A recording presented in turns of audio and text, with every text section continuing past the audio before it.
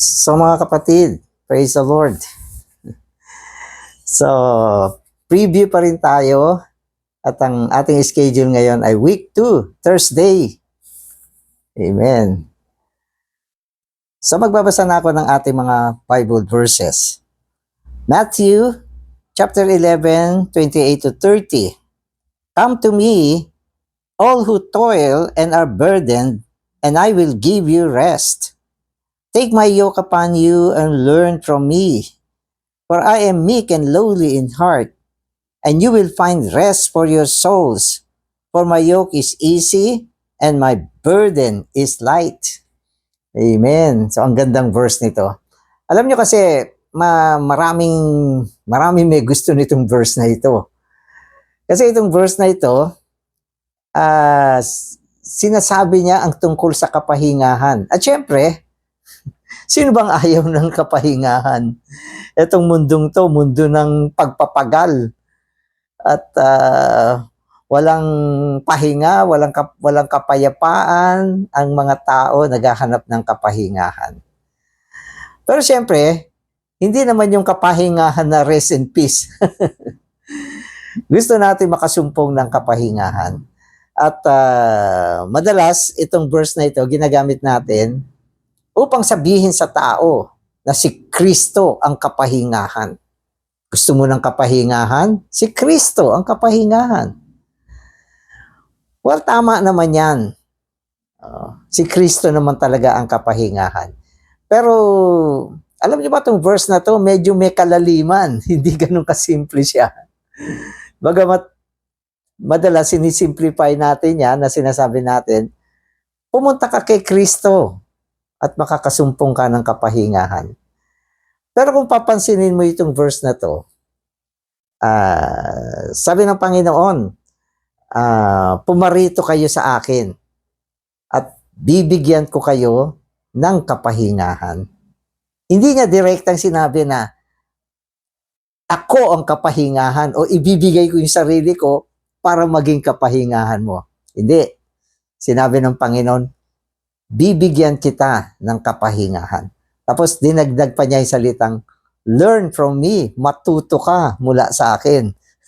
So, hindi ba? So, hindi rin siya ganun kasimple.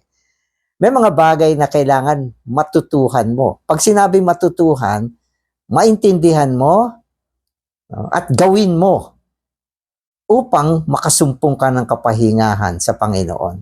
So, yun yung message. Akala nyo, yung mga message, ganyan lang kasi simple, ha? Hindi. Magbabasa na ako. Okay. Christ is rest. Okay, so tama naman yan. Christ is rest. If we take Christ as our wisdom, we may become very busy. For this reason, taking Christ as our wisdom needs to be balanced by taking Him as our rest. So, introduction to. So, ang ibig sabihin, si Kristo, pwede siya maging karunungan. Pwede rin siya maging kapahingahan. No? Pero kailangan balance ka. Pag wisdom, involve ka sa gawa. Sapagkat lahat ng gawa, nangangailangan ng wisdom. Hindi tayo gumagawa nang walang wisdom. Kasi kung hindi, anong klaseng gawa ang magagawa mo? Kung wala kang wisdom. Kaya kailangan natin ng wisdom sa paggawa. Kaya lang, ang paggawa, nakakapagod, nakaka-exhaust, nakaka-stress. Sabihin mo man na meron kang wisdom. Kasi lahat ng paggawa, gusto natin mainam na paggawa. Kaya, kailangan, habang gumagawa ka, meron ka ring rest. Katulad yung rest na sinabi niya rito, it's a rest into your souls. No? Yung kaluluwa natin, kailangan makasumpong siya ng kapahingahan. Yan ay ang panloob na kapahingahan. Busy sa labas, pero dapat merong panloob na kapahingahan. Okay? Yan ay ang kapahingahan ng ating kaluluwa. The Lord Jesus sounded out a call to come to Him for rest from being burdened to toil. That toil mentioned in Matthew 11:28 refers not only to the toil of striving to keep the commandments of the law, and religious regulations, but also to the toil of struggling to be successful in any work. Kaya, yan yun eh. Yan yung bigat ng gawa eh. Kasi hinahabol mo, yung work mo, dapat successful siya. Sino ba naman ang gustong gumawa ng isang bagay na failure? Eh, pag failure, malamang hindi mo nagagawin yan. Kaya ka gumagawa, eh, dahil gusto mong successful ang ginagawa mo. Kaya may toil.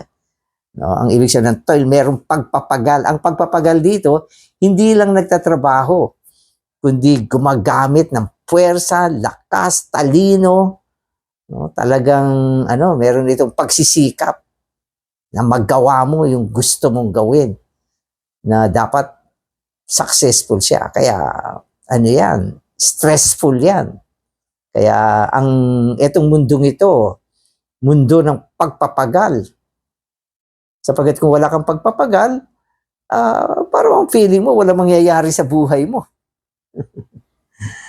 So, yan yung, kaya dito, toil versus rest. Pero hindi pwedeng rest lang na walang toil. Kaya dapat, ang hinahabol natin dito, nagpapagal ka, pero meron ka ding kapahingahan. Kaya sabi ni Lord, learn from me. Matuto kayo mula sa akin. Matuto ka. Kaya, Panginoon, nandito kami. Gusto namin matuto mula sa iyo. Kami ay mga mangmang sa maraming bagay. Kaya turuan mo kami, Lord. Turuan mo kami. Amen. Whoever toils, thus is always heavily burdened. Thus the Lord calls the toiling ones to come to Him for rest. Rest refers not only to being set free from the toil and burden under the law and religion or under any work and responsibility, but also to perfect peace and full satisfaction. Wow! So yung rest dito na pinag-uusapan, hindi lang hindi gagawa kung hindi makapasok ka sa isang situation na nakasumpong ka ng kapahingahan. Okay? At satisfied ka. At enjoy ka, dapat. Kaya sabi niya rito, peace. Okay, meron kang peace, payapa ka, satisfy ka, masayang kapahingahan. No? Hindi ito physical na minsan, sobrang pagod ko na, pahinga muna ako. Pero habang nagpapahinga ka, naaalala mo, hindi mo patapos yung gagawin mo. Lalo ka na-i-stress. Ang dami ko pang gagawin, pero hindi ko na kaya. So, hindi yan rest. Hindi yan rest. Ang rest na sinasabi rito, pumasok ka sa isang sitwasyon na kumalma ka, okay? Napahinga ang iyong kaisipan, ang iyong damdamin, no? Ang iyong mga intensyon na pahinga lahat. At meron kang kapayapaan at kontento ka. Yun yung klase ng rest dito. Mahirap yan. Mahirap abutin yan. Amen. In Matthew 11:29, the Lord Jesus gives us the way to rest. Ito na. So papasok na tayo kung ano yung sinasabi ni Lord na dapat matuto tayo. Sabi niya, the way to rest. Ano yung the way to rest? The Lord's yoke. Ang way sa rest ay yung Lord's yoke. Yung yoke niya, yun yung rest. Amen. His way of living is a rest. But our yoke is a burden. Therefore, we should not take our yoke. Rather, we should take the Lord's yoke, His way of living. Yoke. Ito yung tinatawag natin pamatok. So yung mga pamatok, madami kasing explanation ng pamatok eh. At halos, itong salitang pamatok kasi, katulad ko, nanggaling ako sa Manila, hindi ko pa nadinig yung mga salitang pamatok sa buong buhay ko. Nabasa ko lang yan sa Biblia. Eh, sabi ko, ano ba yan? Yan pala yung mga nilalagay sa sa mga pamatok, yung sa mga hayop, ilalagay mo, yun yung nilalagay mo para makontrol mo sila. At kung minsan, yan din yung mga mabibigat na bagay na nakapatong sa tao. Alam mo, yung nag-iigib ng tubig, may pamatok yan eh. Binabalanse niya yung dalawang Pero ang bigat niyan, naku, hindi ko kaya yan. So minsan nakita ko yan na nagandahan ako, mga nag-iigib, gumaganyan-ganyan pa. Sinubukan ko, yung wala, hindi ko mabalanse. So sanayan din yan. So yan yung mga pamatok. At kung minsan naman, yung dalawang hayop, may isang pamatok lang sila na ilalagay para magkatuwang sila.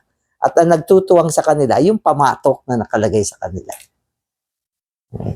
Ngayon, sabi niya, yung rest, yung pamatok ng Panginoon. At ito ay tumutukoy sa kanyang pamumuhay. Paggalaw, pamumuhay, gawi-gawi, yan yung pamatok ng Panginoon. Na dapat kunin natin para tayo ay magkaroon ng kapahingahan. Yung pamatok natin kasi, yan ay nakakapagod. Tanggalin mo na yan. Kunin mo yung pamatok ni Lord. Tama naman. Diba? So sabi niya, yun yung sikreto ng rest. Kung gusto mo magkaroon ng kapahingahan, kunin mo yung pamumuhay niya na maging pamumuhay mo. Okay, so ngayon medyo, yung pala. Diba? So ganyan siya. Amen. Okay. The Lord's yoke is to take the will of the Father. The Lord Jesus lived such a life, caring for nothing but the will of his Father. He submitted himself fully to the Father's will. Therefore, he asks us to learn from him. To learn from him is not to imitate him outwardly, but to copy the Lord in our spirit by taking his yoke, God's will. Yung palas. So ano yung Lord's yoke? Ano yung pamatok ni Lord? Yun ay ang will ng Ama. Yung will ng Ama, yun ang pamatok. At yun ang dapat kunin natin. Yun ang magbibigay ng kapahingahan. Huwag natin gamitin yung sarili natin pamatok. Mabigat yun. At ano siya, laborious. Kumbaga sa ang sinasabi ritong laborious, mabigat siya sa kaluluwa. So ibig sabihin. So hindi pinag-uusapan dito, mga kapatid. Gusto ko maintindihan niyo. Kung mahirap ba siya o madali, ang sinasabi rito, anong pamatok ang may kapahingahan? At yun ay ang pamatok ng Panginoon na tumutukoy sa will ng Ama, sa kagustuhan ng Diyos ng Ama. Yun ang sinasabing pamatok. At yung pamatok dito, tumutukoy din siya sa pamumuhay ng Panginoon na kailangan matutuhan natin. Pero dito, binanggit sa atin, okay, ang matuto sa Panginoon, ang kunin ang kanyang pamatok at bitawan ang ating sariling pamamatok na nagbibigay ng tunay na kapahingahan, ay hindi ang gayahin ng Panginoon sa panlabas. Hindi yan. Kung hindi matuto sa Kanya sa pamamagitan ng Espiritu. Yun ang ibig sabihin nito. Amen. The rest we find by taking the Lord's yoke and learning from Him is for our souls. So tandaan ninyo, ang kapahingahan dito ay para sa ating kaluluwa. It is an inward rest, not anything merely in nature. The hardest thing is to rest in our souls. People lose sleep because their soul is bothered. Yet by taking the Lord's yoke and learning from Him, we share in our soul His rest in satisfaction. Amen. So inuulit dito, yung rest dito ay kapahingahan panloob. Kaya sinasabi, kapahingahan ng kaluluwa at ang ating kaluluwa ay binubuo ng ating kaisipan, damdamin, pagpapasya, pati ating mga puso, lahat mga panloob na bahagi na kung saan dapat makasumpong ng kapayapaan. Kasi pag wala kang kapayapaan sa panloob, mababothered ka, wala ka talagang rest. Maski bigyan ka ng isang kama na malambot, may air condition ka pa, magandang kwarto, hindi ka magkakaroon ng kapahingahan. No? Kaya maraming tao hindi makatulog kasi walang rest ang kanilang kaluluwa. So yun yung sinasabi sa ating rest dito. Sapagkat kung nakasumpong ng kapahingahan ang ating kaluluwa, panloob, maski saan ka nandun, makakatulog ka. Di ba? At pag masarap ang pakiramdam mo. Kaya yun yung kapahingahan na pinag-uusapan dito. God's will is our yoke. Pumihit na siya. Kanina, the Lord's yoke is our rest. Okay. And then eventually, sinabi niya, yung Lord's yoke, yun ang will ng Ama. Yun ang kagustuhan ng Ama. No? Kaya ngayon, sinabi niya na diretso, ang yoke natin ay ang will ng Ama at yan din ang ating kapahingahan. So anong kapahingahan mo? No? Ang will ng Ama. Kapag ito ang kinuha mo, meron kang pahinga, satisfaction, rest. No? At yan ay ang totoong kapahingahan. So ibig sabihin, kaya tayo nagkakaroon ng yung pagod tayo, madalas yung ating paggawa, hindi siya yung will ng Ama. Hindi siya yung will ng Ama. Ito ay mga will mo, kaya ang bigat. Will mo yan eh. At isinusulong mo yung will mo. No? Hindi mo isinusulong yung will ng Ama na mas magaang at magdadala ng kapahingahan. Okay. God's will is our yoke. Ang will ng Diyos ang ating pamatok. At yan din ang ating kapahingahan. Thus we are not free to do this as we please. Rather, we are yoked. Young people, do not think you are so free or liberated in the Lord's recovery. We all have been yoked. How good it is to be yoked. Amen. So, sinasabi rito, okay, yung kapahingahan ay hindi ang mawalan ng gagawin. So, hindi siya yung kapahingahan. Kundi yung kapahingahan dito ay yung will ng Panginoon. No? So, hindi sinasabi na wala ka nang gagawin sa loob ng pagbabawi ng Panginoon. So, merong gawa. Subalit, ang tunay na gawa ay ang will ng Ama. No? At yan ang yoke natin. At kung yan ang iyong gagawin, meron kang kapahingahan. No, meron kang satisfaction. Kaya, hindi lang directly na sinasabing, Panginoon, ikaw ang rest ko. Kundi ito ay nangangailangan ng isang switching. Switching siya mula sa ating yoke o pamatok tungo sa will ng Ama, no, na siyang ibinigay sa atin. At yan ang gagawin mo para sa ganon, hindi maging mabigat ang iyong pagpapagal. Amen. Amen. Okay. The Lord's yoke is the Father's will, and His burden is the work to carry out the Father's will. Such a yoke is easy, not bitter, and such a burden is light, not heavy. Yun. So, ibig sabihin, itong will niya, okay, itong will ng Ama, ay madali. Hindi siya mapait, hindi siya mabigat, kundi magaang siya. So, yan ang sinasabi. Kaya mabigat ang ating paggawa, hindi natin nakukuha yung pinakakagustuhan ng Ama. Kaya nabibigatan tayo. Subalit kung ang ginagawa natin ay ang kagustuhan ng Ama, ang ating gawain ay magaang. No? Sweet siya. No? At madali siya. At kaaya-aya siya. So yan ang rest na sinasabi rito na siyang kapahingahan ng ating kaluluwa. Kaya sinasabi rito, kailangan natin matuto eh. Kailangan natin matuto. Amen.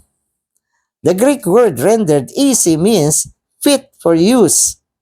Hence, good, kind, mild, gentle, easy, pleasant, in contrast to hard, harsh, sharp, and bitter. So isipin mo yung pagkakaiba. Merong work, okay, merong toil, at merong yoke. Pero may pagkakaiba siya. Okay. Yung yoke na siyang will ng Ama, okay, ito ay mas mabuti, mas magaang, banayad, okay, at gentle, madali, pleasant, no? Sa kabaliktaran, ang ating sariling yoke ay mahirap, no? Masalimuot, di ba? Mapait, mabigat gawin. Kaya yun yung pagkakaiba ng dalawa. Kaya sa madaling salita, pinapakita sa atin dito, may dalawang yoke. Yung isa, your yoke, sabi ng Panginoon. Tapos yung isa naman, my yoke. Yun naman yung sa Lord. Sabi niya, yung kanyang yoke ay easy. Sabi niya, madali. Pero yung iyong yoke, ang bigat. Mapait. No? At magaspang. Trabahuin. Masalimuot. Samantalang yung kanya, napakabanayad. No? Napaka-pleasant.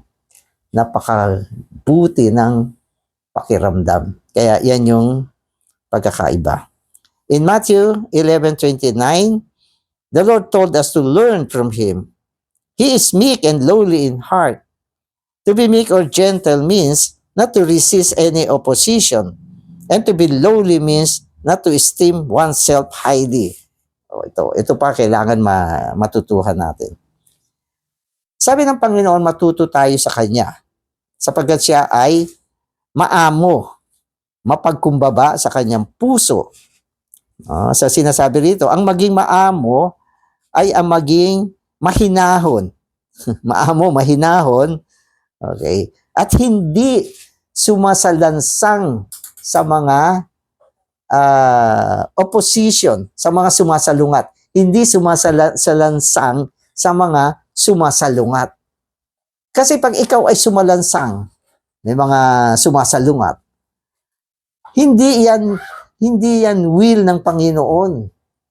Hindi yan. Kaya nabibigatan tayo. Practically, ganyan naman yung buhay natin. Kumisan nga sa mga paglilingkod sa fellowship pa lang ang bigat niya.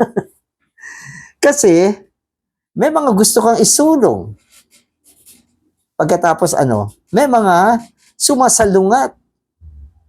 No? May mga tao na salungat sa gusto mong gawin. So, nagiging mabigat ito para sa iyo.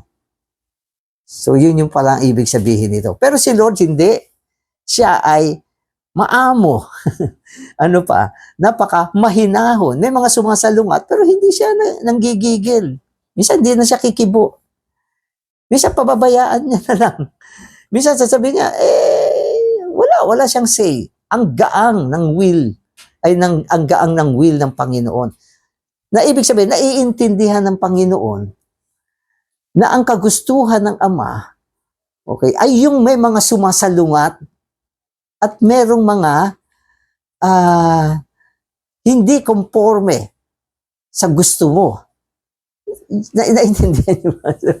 Kaya kung hindi ka lumaban, hindi ka na nakipagtalo at inisip mo na ito ay will ng Diyos, wala lang. Matulog ka na. So yun naman yung nababasa natin. So pakinggan nyo Sabi niya, the Lord told us to learn from Him. He is meek and lowly in heart.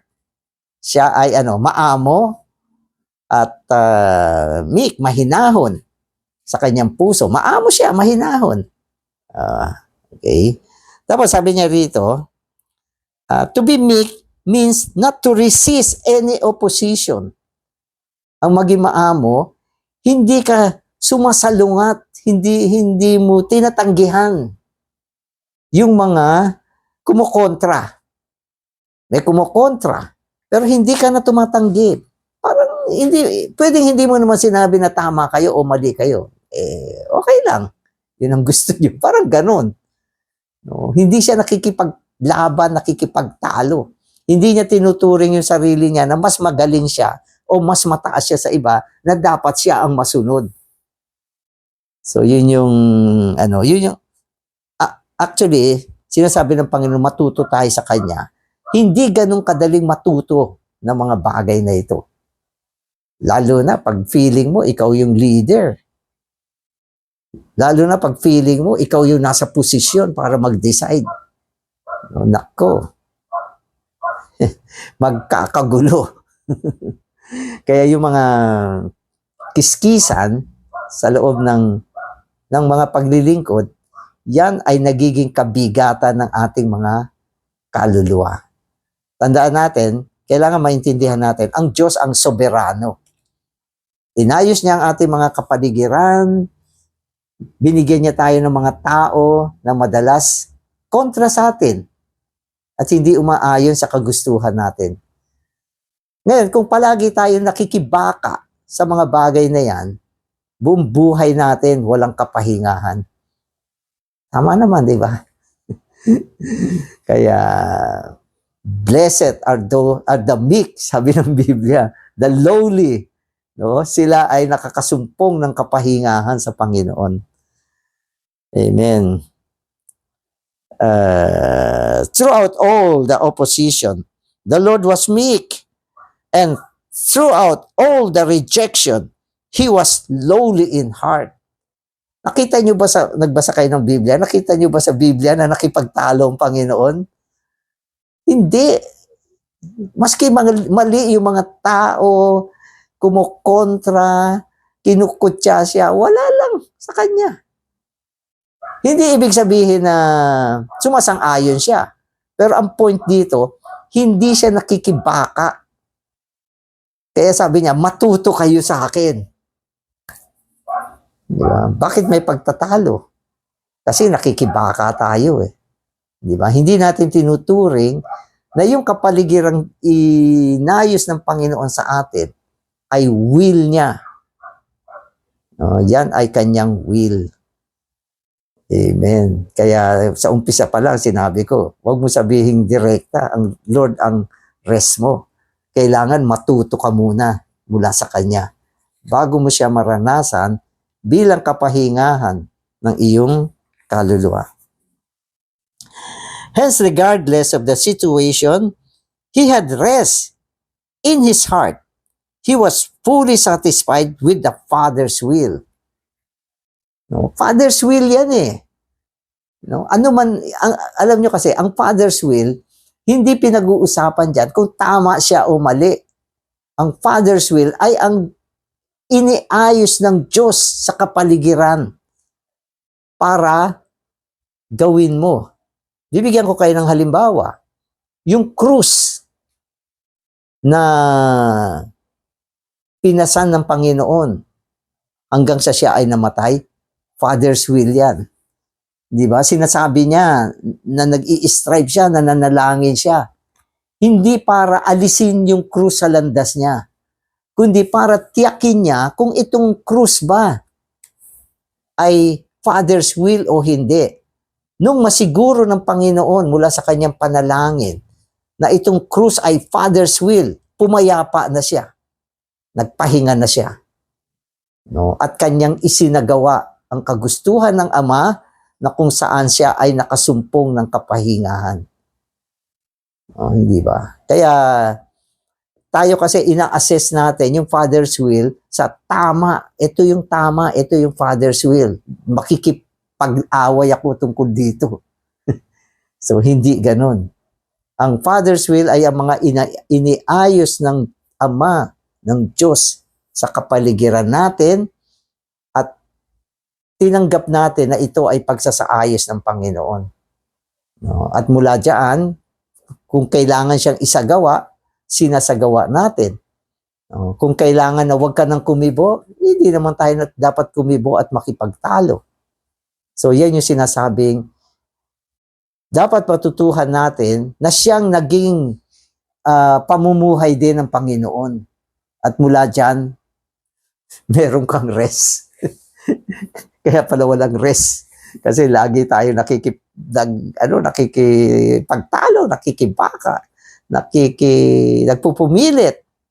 Di ba? So, hindi natin iniintindi na lahat ng mga bagay na ito ay will ng Ama. So, yung Panginoong Jesus, di ba? Akala natin, nung siya ay nananalangin, sinusubukan niyang palitan yung kaisipan ng Ama na baguhin mo na, wag mo na ibigay yung krus sa akin. Hindi. Ang striving niya doon ay upang tiyakin niya kung ano ang will ng Ama. Nung malaman niya na yun ang will ng Ama, sabi niya, iinumin ko tong sarong ito. Kasi yan ang will ng Ama. Naging enjoyment pa nga ng Panginoon na isagawa yung will ng Ama. Amen. So yan ang rest sa ating kaluluwa. So, nung una akala natin basta, naku, wala akong rest. Oh Lord Jesus, tawag ka. Kaisa mo yung Panginoon, may rest na. Hindi, wala pa ring rest. Kasi hindi ka natuto. Kaya sabi niya, learn from me. Yung yoke ko magaang. Ako ay maamo. No? Siya ay mahinahon. Learn from me.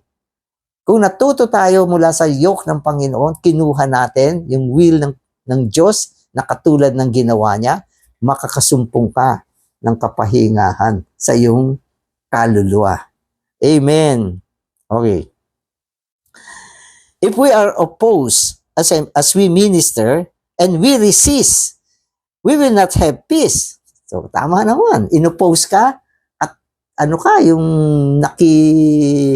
nakitunggali ka sa mga opposer. Wala kang peace. Amen. But if instead of resisting, we submit to the will of the Father, testifying that the opposition is of the Father, we will have rest in our souls. Amen. Ngayon, naiintindihan na natin, natututo na tayo. May mga kumukontra sa atin. Pero nakita mo, yung mga pagkukontra nila ay will ng Ama. Anong gagawin mo? Hindi ka na lalaban. Amen, Lord. Praise the Lord. Amen. Wala na. Tapos na. Di ba?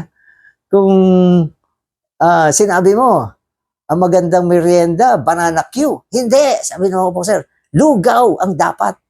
Amen. So, lugaw ang gawin natin. Tahimik na. Pero kung nag-away pa, hindi. Yan, ito. Minsan sa church life, ganyan. Di ba? Hindi natin nire-respeto ang will ng Ama. Kaya wala tayong kapahingahan. Nagkaroon ng pagtatalo hanggang sa gabi, hindi pa naka-overcome. Di ba? Tinignan mo yung BP mo, tumaas na. Hindi ka pa nagkaroon ng kapayapaan. Kaya sabi ng Panginoon, learn from me. Matuto kayo mula sa akin sapagkat ako ay maamo. At siya ay mahinahon sa kanyang puso. No? So, yun yung rest dito. Ito. John the Baptist did not regard his imprisonment as of the Father. Therefore, he was not at rest. If he had realized that his imprisonment was due to the Father's will, he would have been at rest even in prison. So that's a good example. So, di ba si John the Baptist, nakulong siya. No? At sa kanyang pagkakulong, hindi siya masaya.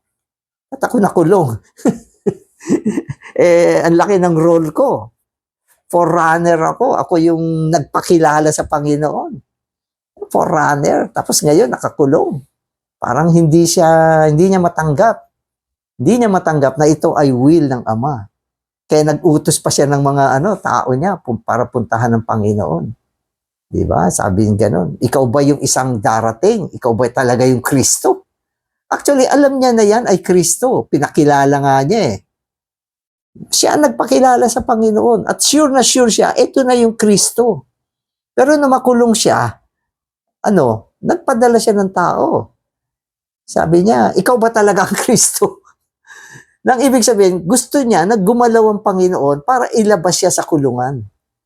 Kaya sabi ng Panginoon, mapalad yung mga hindi na titiso dahil sa Kanya. Amen. Ito ay kabaliktaran ni Brother Watchman Nee. Si Brother Nee ay nakulong ng 20 taon. Pero yung pinakasulat niya nung bandang huli, I have kept my rest, sabi niya. Nakita niya na ito ay will ng Panginoon. Kaya pwede natin sabihin, pati yung pagkakulong niya, in-enjoy din niya. Wala siyang reklamo sapagkat sure siya na ito ay will ng Ama. Kaya ang mga taong walang kapahingahan, yung mga taong mareklamo, hindi satisfied sa kanilang buhay, no? At mga tao na lagi nagme-murmur, walang kapahingahan.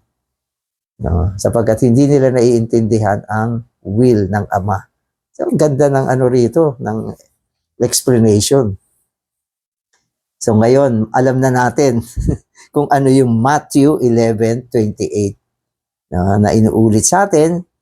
Tamo, ngayon, pag binasa mo yung verse, magiging malinaw sa iyo. Sabi ng Panginoon, come to me, all who toil and are burdened, and I will give you rest. Sabi ng Panginoon, bibigyan ko kayo ng kapahingan. Take my yoke upon you and learn from me, for I am meek and lowly in heart, and you will find rest for your souls. My yoke is easy, and my burden is light. Amen. Amen. Christ, the heavenly King, always submitted to the Father's will, taking God's will as his portion and not resisting anything. Hence, he was always at rest. We must learn of him and also take this view. If we do, we will have rest in our souls. Amen. Lord Jesus, salamat Panginoon sa liwanag na binigay mo sa amin, na kung saan gusto mo kaming dalhin sa tunay na kapahingahan ng aming kaluluwa, na kung saan merong kapayapaan at kaluguran. Panginoon, tunay nga kami ay matuto mula sa iyo. Kunin namin ang iyong pamato na siyang kagustuhan ng Ama. At mula dito, Panginoon, magkaroon kami ng satisfaction. Panginoon, gawin mo ang aming mga pag-uugali na katulad ng sa iyo, punong-puno ng kaamuan, punong-puno ng kahinahunan sa aming mga puso. Amen. Amen.